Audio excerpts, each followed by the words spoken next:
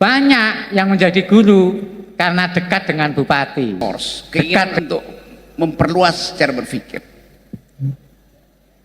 Anda lihat bagaimana Pak Jokowi kalau ketemu murid, dia bertanya tentang nama-nama ikan itu.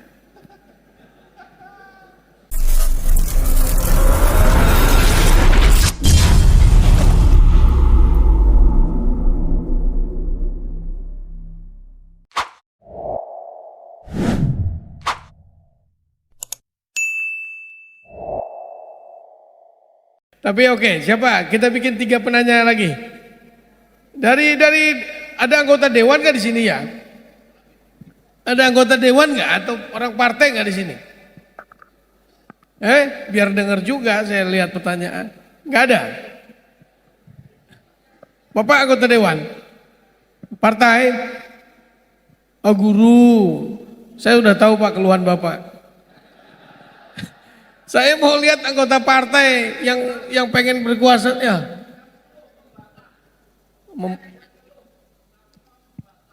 Oke, jadi Bapak mau menjadi pembicara 1 ya? Ya deh, 1. Lagi yang kedua, kamu yang perempuan. Ya. Yang ketiga, kamu yang jemput saya boleh. Ya kamu ya. Oke, yang pertama yang membantah tadi Pak, silakan Pak. Panitia. Mike.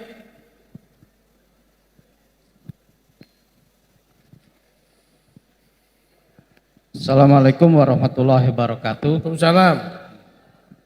Saya guru, 2 bulan lagi pensiun. Pantesan berani bantah. Wes arep pensiun soalnya. Monggo Pak. Tadi yang agak menarik dari Pak Parji, tadi katanya kalau ganti kurikulum itu harus 5 tahun penyesuaiannya. Saya nggak setuju itu, karena apa? Karena kalau model ganti kurikulumnya seperti sekarang ya memang artinya bedol semua, ganti kurikulum habisin semua, ganti semua, nah itu memang ya. Tapi kalau ganti kurikulum itu bertahap, tentu tidak. Tapi kalau kurikulum merdeka ini ya dibedol enggak apa-apa kayaknya. Aku nggak setuju no. Ya karena kalau kurikulum merdeka tadi kalau Bung Rocky mencontohkan di luar negeri itu mencari particle of God tadi, God particle gitu ya. Kondisi kita sekarang ini kan harus berlari itu, menyusul itu. Kalau sekarang kurikulum merdeka itu tetap dilaksanakan, kita memang bisa berlari tapi di tempat, nggak kemana-mana kita. Kurikulum merdeka ini hanya teknisnya saja yang berbeda, makin rumit teknisnya, tapi outputnya tanda tanya besar. Oke, berarti bukan membantah, jenengan mengeluh. Bukan. Saya udah tahu. Membantah Pak Pardi kan bilang tadi sulah 5 tahun untuk, kalau sedikit bertahap nggak perlu 5 tahun, setahun bisa. Baik. Untuk Bung Rocky tadi saya bertanya, kalau ke Rocky ya. Kalau ke Rocky saya bertanya. Ya, monggo silakan. Apakah kemajuan pendidikan kita ini pokok persoalannya justru bukan pada pendidikannya, pada sistem politiknya. Jadi sistem politik kita sekarang itu kayaknya sistem presidensialnya terlalu kuat ya, sehingga begitu Prabowo menang semua mendekat ke Prabowo, ya kan? Yang tadinya mengusung perubahan, ya kan? Tema perubahan, menggebu-gebu awal-awalnya, sekarang saya menyetujui. Apa itu? Kan? Nah, artinya sikap karakter yang kuat itu belum terlihat dalam pada pemimpin kita gitu. Sehingga orang-orang pintar seperti Pak Parji di Madiun kalah juga. Nun sewu. Itu aja. Assalamualaikum warahmatullahi wabarakatuh. Ya, terima kasih. Oke, yang kedua tadi wanita ya. Baik, sebelumnya terima kasih. Perkenalkan, nama saya Inmart Gaen. Saya dari Siapa? Inmart Gaen. Saya dari Universitas Katolik Widya Mandala Surabaya, kampus Kota Madiun. Pertanyaan saya ini untuk Bung Rocky. Tadi saya mendengar bahwa arogansi dosen mematikan intelektual mahasiswa. Pertanyaannya, apakah dosen siap dengan hal itu? Jujur, kalau saya sendiri sebagai mahasiswa, dari segala bentuk tuntutan kami ingin lulus tepat waktu dan ingin memiliki nilai yang baik. Jadi jujur kami tidak siap. Lalu bagaimana dengan lembaga dan sistem pendidikan tersebut? Terima kasih.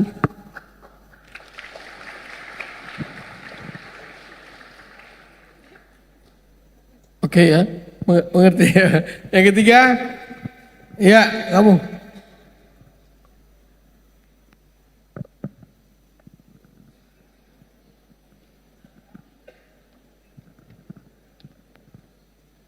Jadi kita sepakati jam 12 kita selesai ya. Sebelumnya perkenalkan, nama saya Rendra. Terima kasih atas waktunya, hanya sedikit saja yang ingin saya tanyakan. Mengutip yang di awal tadi bahwa Jepang bisa memajukan negaranya dengan guru yang tersisa. Jika Indonesia ingin seperti itu, apakah kualitas guru kita sama? Apakah kualitas guru kita itu lebih baik?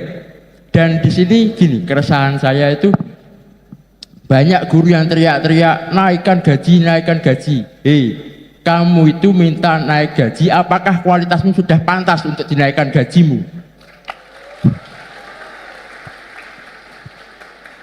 Terus begini, menurut saya agar lebih baik guru harus digaji sesuai dengan kualitas. Ketika gaji kamu rendah, berarti kualitas kamu yang harus dipertanyakan. Bagaimana menurut Bung Rocky dan Prof. Parji, bagaimana cara meningkatkan kualitas pendidikan di negeri ini dan meningkatkan kesejahteraan guru?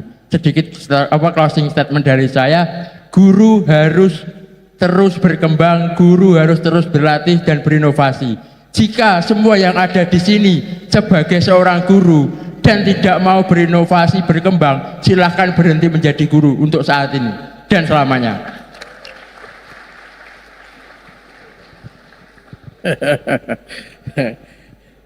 Dia belum jadi guru itu ngomong gitu. Itu ngomong ngono itu belum jadi guru, itu baru kuliah. Nanti udah kuliah baru tahu kamu. Oke, nggak apa-apa, semangat idealismenya boleh. Ya silakan Prof. Parji dulu mungkin ya menjawab bantahan tadi, kemudian soal arogansi dosen, yang ini yang nggak pernah ngerasain jadi guru itu sekalian. Ya, saya kira Pak Guru tadi tidak masalah ya, tadi tidak ada perbedaan yang prinsip lah, ya. Mengenai ya kurikulumnya kalau betul besok ya memang merepotkan, kalau bertahap tidak masalah, intinya kan gitu ya. Kemudian yang saya mulai dari pertanyaan yang ketiga tadi mengenai gaji guru disesuaikan dengan kompetensi ya. Ya saya pikir problemnya bagaimana kita menyiapkan guru yang kompeten. Maka beberapa waktu yang lalu saya mengusulkan ada program revitalisasi LPTK. Ini adalah berkaitan dengan proses cara memproduksi guru, bagaimana cara rekrutmennya, bagaimana cara pengembangan keprofesiannya, dan bagaimana perlindungan dan kesejahteraannya. Semua dari hulu hilir semua harus menjadi satu sistem yang baik. Program revitalisasi yang memproduksi guru itu penting. Orang sering menyalahkan LPTK yang memproduksi guru. Pertanyaannya, apakah yang memproduksi guru itu tanda petik sudah diopeni? Sudah ada program-program untuk penguatan di situ? Saya kira PR-nya masih banyak. Sehingga dengan sistem yang seperti itu, sistem rekrutmennya juga harus diperbaiki. Supaya apa? Yang menjadi guru itu adalah memang yang berkualitas, bukan karena KKN, bukan karena titipan, bukan karena orang-orang yang terdampar karena nasib. Mohon maaf, tidak semua yang jadi guru itu lulusan LPTK. Banyak yang menjadi guru karena dekat dengan bupati, dekat dengan wali kota, dekat dengan kepala sekolah. Itu juga yang merusak sistem. Maka harus diperbaiki, cara rekrutmennya harus akuntabel, transparan, dan berkualitas. Baru selanjutnya yang disebut dengan PKB. PKB bukan Partai Kebangkitan Bangsa miliknya Cak Imin itu, bukan. Tapi pengembangan keprofesian berkelanjutan, itu penting. Nah itu selama ini yang mungkin butuh keseriusan. Jangan, saya nggak rela, saya nggak setuju ketika pendidikan tidak berkualitas, kemudian yang disalahkan selalu gurunya. Pertanyaannya, apakah guru sudah diopeni dengan baik? Sudah dikembangkan dengan baik? Pengembangan keprofesian berkelanjutannya apakah sudah baik? Itu yang harusnya menjadi titik sentral kebijakan. Menurut saya seperti itu. Dan terakhir tadi dosen yang killer ya, arogansi ya. Kalau di UNIP saya jadi rektor dulu, kalau ada dosen yang arogan, langsung saya pecat.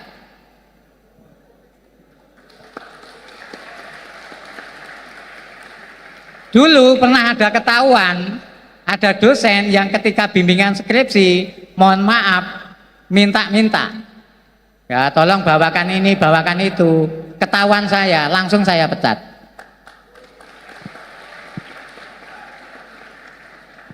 Dosen itu adalah temannya mahasiswa. Dosen itu adalah mitra berpikir mahasiswa. Tidak boleh dia arogan. Saya boleh cek mahasiswa saya yang pernah saya masih. Ini saya baru di WA banyak. Kadang-kadang mereka itu juga nggak sopan, lucu-lucu, tapi saya nggak pernah marah. Tidak pakai assalamualaikum, langsung pertanyaannya, Bapak posisi di mana? Saya jawab di atas juga nggak enak. Saya jawab di mana ini? Saya ingatkan, tolong maksudnya gimana ini? Kadang-kadang mereka itu juga perlu dididik dengan baik. Tapi selalu saya balas. Ini 24 jam. Ini udah ada 4 mahasiswa yang minta bimbingan. Pak, saya besok mau ngadep bimbingan. Boleh. Selama ini harusnya yang dilakukan oleh teman-teman dosen. Tidak boleh. Dan saya meyakini hari ini banyak mahasiswa itu yang lebih pintar dari dosennya. Mengapa? Karena sumber belajar, mohon maaf, sekarang bisa diperoleh dari mana-mana. Bung Rocky tadi betul. MOOC itu sekarang sudah melanda dunia. Anda lihat, Harvard, Stanford, MIT, sekarang sudah buka program-program yang bisa diikuti oleh orang sedunia. Ada kursus-kursus singkat, 1 minggu, 2 minggu, Anda bisa klik di situ, bisa mengerjakan, Anda bisa dapat sertifikat keahlian dari mereka. Dan itu juga melanda dunia. Jadi ya kalau jadi dosen killer, dosen yang suka merasa paling pintar, itu menurut saya hari ini lucu ya. Karena bisa jadi mahasiswa kita lebih pintar, kayak saya misalnya. IT-nya kan jadul. Kalian internet kan lebih pintar, lebih jago dari saya. Sehingga apa yang saya ajarkan Anda bisa memperoleh dari internet itu lebih cepat. Jadi terminologi paradigma guru, paradigma hari ini itu lebih merupakan motivator dan fasilitator, bukan satu-satunya sumber belajar. Karena sumber belajar Anda bisa peroleh dari manapun dan itu sangat luas. Saya berdiri di kelas lebih merupakan inspirasi, motivasi, fasilitasi supaya Anda mau untuk lebih memperdalam lagi. Anda mau observasi lagi, Anda mau riset kemanusiaan lagi, itu yang lebih penting sehingga kalian bisa menentukan masa depan kalian itu sesuai dengan potensi yang Anda miliki. Pendidikan kita itu kadang-kadang lucu. Semua murid, semua siswa diminta untuk pinter matematika semua.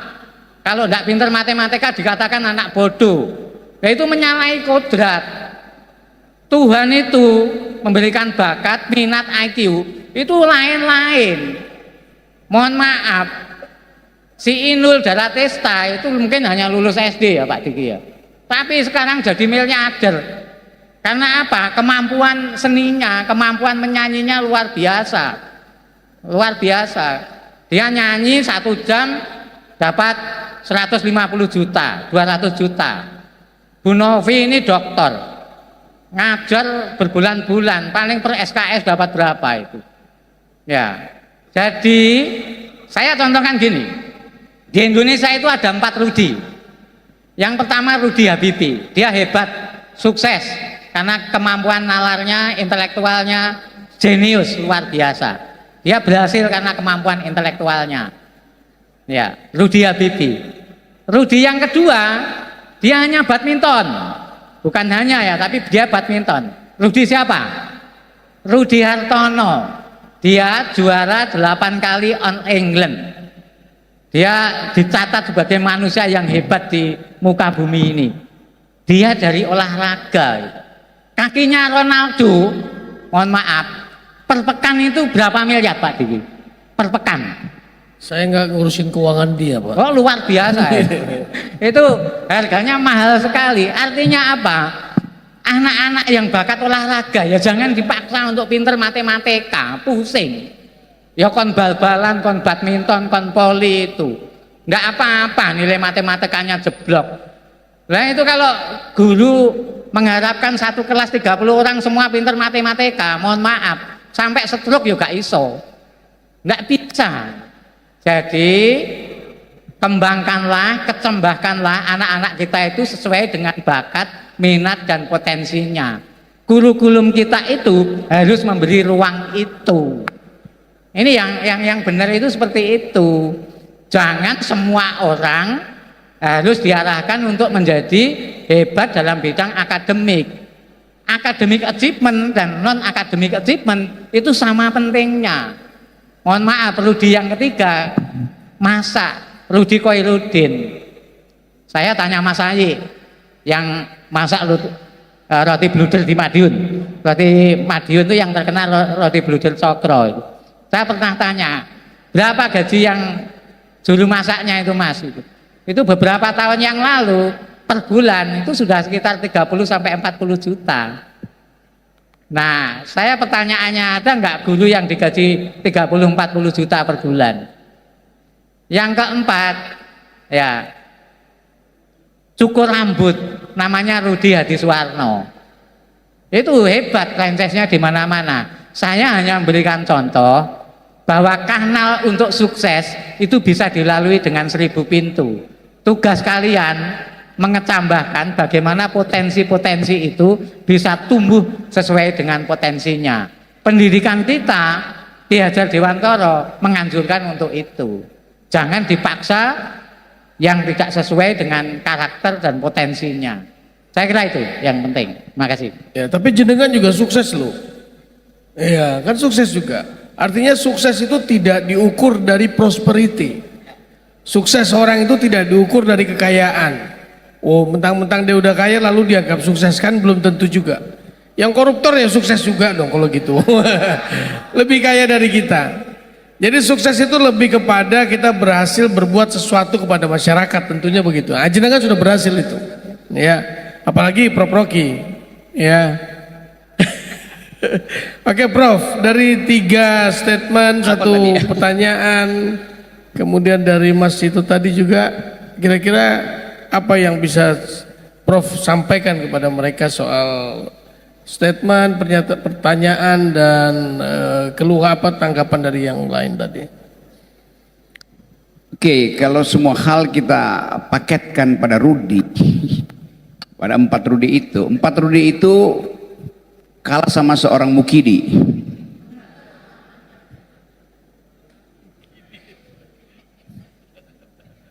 Jadi betul tadi bahwa perlambang macetnya berpikir di kampus itu adalah ekstensi dari perlambang macetnya berpikir di istana. Tidak ada keinginan untuk menghasilkan diskurs, keinginan untuk memperluas cara berpikir. Anda lihat bagaimana Pak Jokowi kalau ketemu murid, dia bertanya tentang nama-nama ikan itu. Kan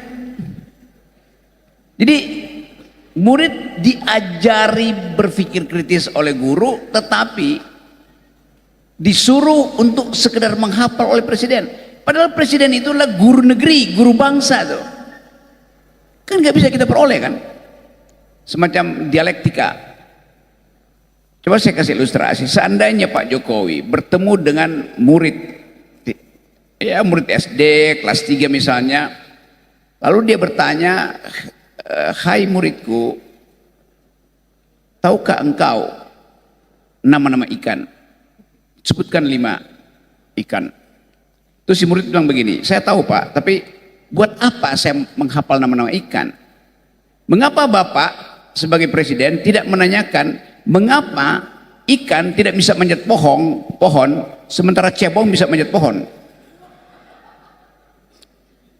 Timbul dialektika di situ. Atau sebaliknya, Pak Jokowi bilang, saya udah dikritik karena tidak bisa bertanya dengan baik, maka mulai sekarang saya akan bertanya, mengapa ikan bisa manjat pohon, mengapa cebong bisa manjat pohon? Terjadi dialektika di situ. Si murid mungkin nggak bisa jawab itu. Dia bilang begini, Pak Jokowi, saya nggak bisa jawab karena itu saya peroleh karena saya kelas 3 SD, Pak Jokowi. Karena itu isikan untuk nelpon Profesor Fajri. Maka dia telepon. Pak Parji ditelepon oleh murid itu. Pak Parji, tolong bantu saya. Kenapa kamu nak? Ini saya bayangin ada guru namanya Parji juga ya, bukan profesor tuh. Saya diminta oleh Pak Jokowi untuk menerangkan mengapa ikan tidak bisa manjat sementara kodok bisa tuh. Lalu kata si guru, oh itu pelajaran tentang daya kohesi dan daya adesi. Anak itu jawab pada Pak Jokowi, Pak Jokowi ini masalah kohesi dan adesi itu. Selaput lendir katak menghasilkan daya adesi itu. Ikan tidak punya selaput lendir, maka dia tidak bisa manjat pohon itu. Nah kalau itu dijawab oleh si anak kecil tadi berdasarkan keterangan guru kelas 3-nya, Jokowi akan kasih dia sepeda atau ajak dia jadi jalan-jalan ke IKN. Jadi ini menentukan sebetulnya dialektika itu mesti jalan. Satu waktu akan ada anak yang bertanya pada gurunya tuh, dan gurunya nggak bisa jawab. Kenapa? Karena laptop anaknya itu lebih keren dari laptop gurunya. Gurunya udah 2 bulan nggak bisa buka laptop karena mahal untuk perbaiki itu. Lalu apa solusinya? Kasih aja guru-guru ini laptop yang sudah di dalamnya ada 30 jenis jurnal internasional yang udah di-download ke situ. Dibayarin oleh negara tuh. Kalau takut gurunya korupsi. Jadi guru itu harus lebih lengkap perlengkapan pengetahuannya daripada muridnya. Itu dasarnya kan. Nah dengan cara itu bisa dihasilkan kemungkinan berikutnya si anak ini tidak perlu lagi mengikuti pelajaran kimia sampai SMP karena dia mau jadi belajar ilmu sosial aja. Tapi dia sudah tahu prinsip-prinsip kimia di awalnya. Itu kan simple sebetulnya.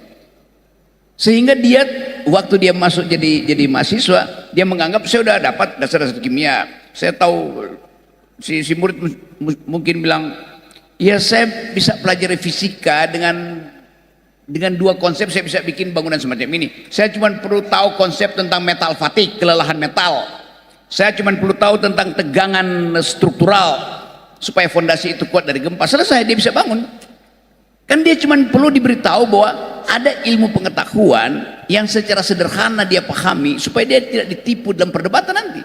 Tapi dia bilang saya mengerti dasar-dasar fisika, saya mengerti sedikit tentang chemistry, tapi saya memilih untuk humaniora. Karena tadi problem bangsa ini ada pada humaniora tuh. Oke, selesai masalah kan?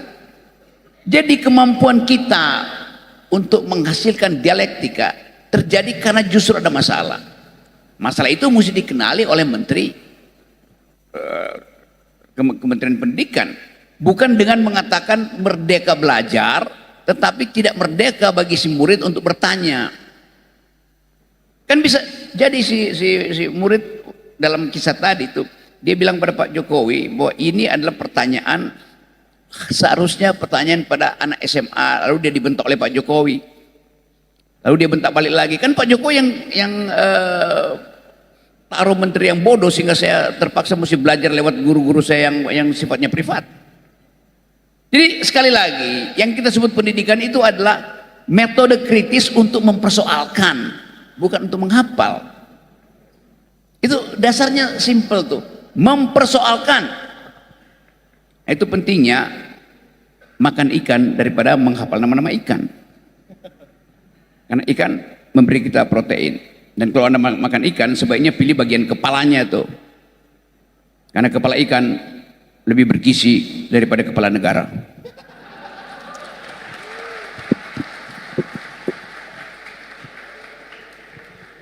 Baik, Bapak Ibu, adik-adik semua, waktu sudah menunjukkan jam 10.30.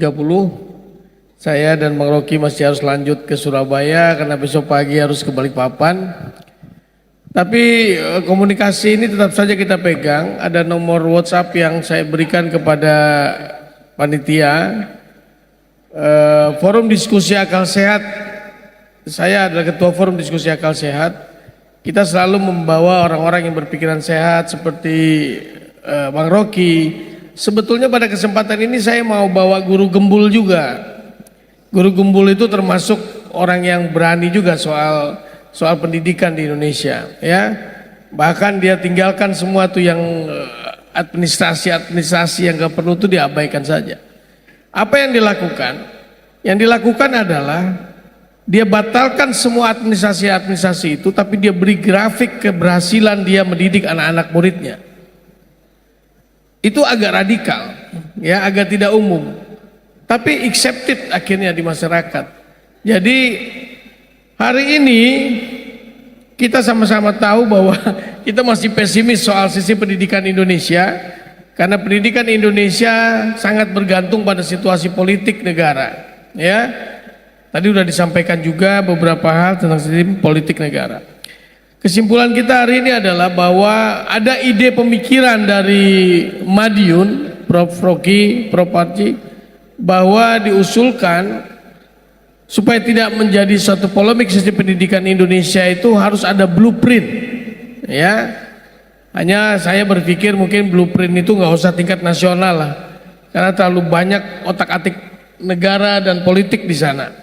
Mungkin blueprint itu bisa dilakukan di tingkat provinsi misalkan, ya, disesuaikan dengan kultur daerah masing-masing.